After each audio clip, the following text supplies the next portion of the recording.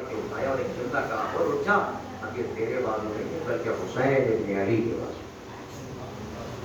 سمجھے مرتبہ کیا ہے مانگنے کا طریقہ، کیسے آئے مجلسوں میں۔ آج بھی امام حسین ہر مجلس میں موجود ہے، آج بھی یہ کارخانہ اور بنا رہا ہے اور قیامت تک بناتا رہے گا۔ آج بھی یہ امام حسین کا دربار آج بھی عطا کرنے کے لیے تیار ہے، اور آج بھی اس دربار میں حسین ویسے ہی کھڑے ہیں جیسے کربلا کے میدان میں ہو کے لیے کھڑے۔ بس طریقہ ہونا چاہیے امام حسین سے کیسے سلطہ مانگے۔ آج ماہ سفر ہے اور بارہ اس معصومہ سے منسوب ہے اور اس مظلومہ سے منسوب ہے۔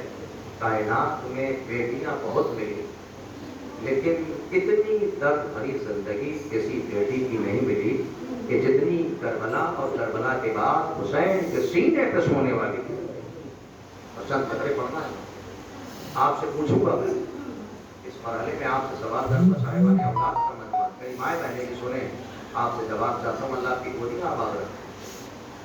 جو بے اولاد ہیں اللہ جناب علی اکبر کے صدقے میں اولاد نبی عطا کرے، اولاد صالحہ عطا کرے، لیکن کربلا میں رباب کی گولی تو اجڑ گئی نا۔ کربلا میں لیلا کا 18 سال کا قریب جوان ایڑیاں رگڑ کے بنے، جیسے پیدا لیلا نے کیا تھا اور پالا جناب زینب، اور محمد سے زیادہ اہمیت تھی اور محمد سے زیادہ محبت کرتی تھی علی کی بیٹی، علی کی شیر دل بیٹی، وہ نوجوان تو کائنات سے چلا گیا نا۔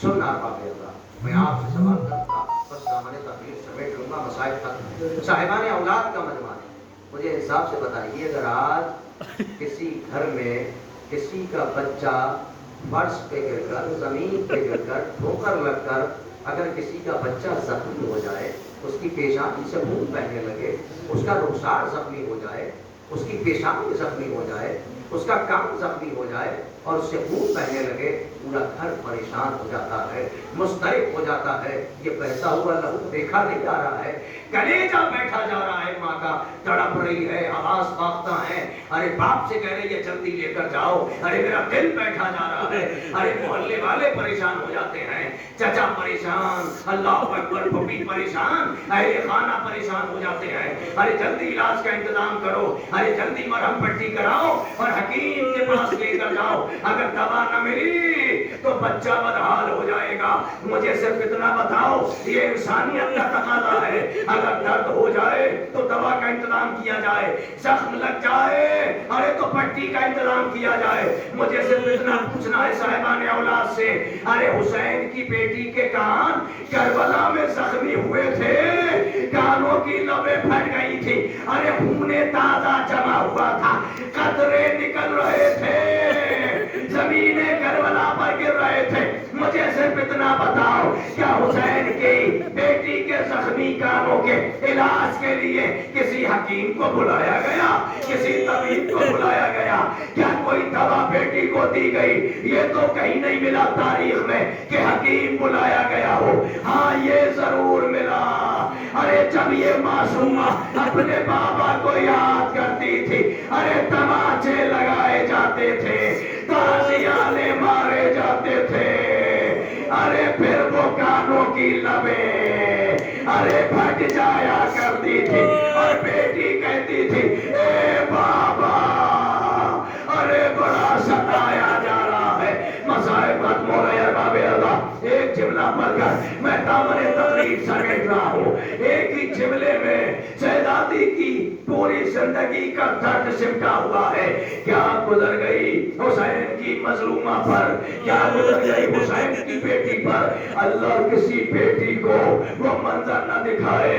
ارے جو کربلا میں اور کربلا کے بعد حسین کی بیٹی نے دیکھا، علماء مقتل نے لکھا، ارے شہادت حسین ابن علی کے بعد شہزادی سکینہ کی اپنے بابا سے 2 بار ملاقات ہوئی، لیکن دونوں بار ماؤں بہنوں سننا اور تڑپنے کی کوشش کرنا، غصہ پیش کرنے کی کوشش کرنا۔